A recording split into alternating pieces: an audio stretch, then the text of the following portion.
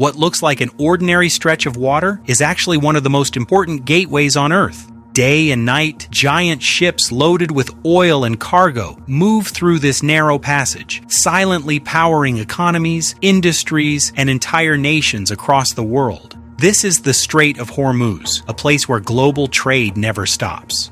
But beyond the endless flow of tankers and cargo ships lies a much deeper story.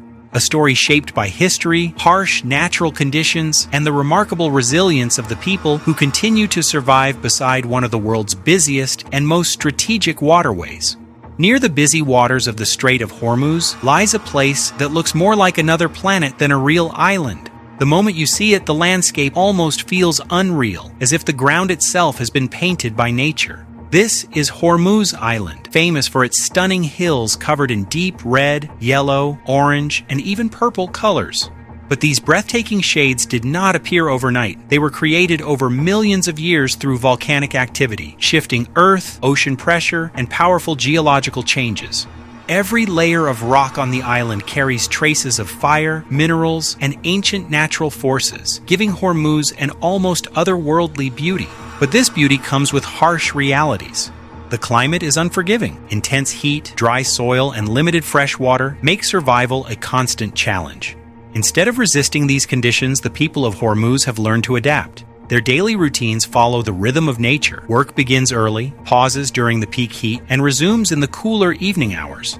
Homes are designed to allow airflow, and resources are used carefully with little waste. Here, survival depends not on abundance, but on understanding and balance. At the same time, just beyond the island's shores, a completely different world unfolds. Enormous ships floating cities move steadily through the strait, transporting oil and goods that fuel entire economies. This creates a striking contrast, a global economic artery running alongside small, resourceful communities. Two realities exist side by side, one driven by global demand, the other by the basic need to survive. Beneath the surface of these waters lies another remarkable story. Coral reefs in the region have adapted to extreme temperatures that would destroy most others. These resilient ecosystems support diverse marine life and sustain local fishing communities.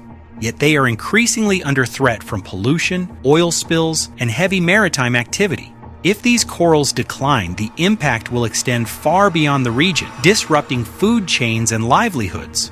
Nearby, mangrove forests offer another example of nature's resilience. These trees thrive in salty, inhospitable conditions by filtering salt through their roots and leaves. They serve as nurseries for marine species, protect coastlines from erosion, and support biodiversity. Losing them would not simply mean losing vegetation, it would mean destabilizing an entire ecosystem. The Strait of Hormuz is also one of the most strategically sensitive locations on Earth. Its narrow width makes it both essential and vulnerable. Even minor disruptions can ripple across the globe, affecting oil prices, trade routes, and geopolitical stability. For world powers, it is more than a passage. It is a critical choke point where tensions can escalate quickly. Yet despite its global importance, daily life for local communities continues much as it always has. While nations focus on control and influence, the people of Hormuz focus on adaptation. They live with environmental challenges, finding ways to maintain balance in an ever-changing landscape.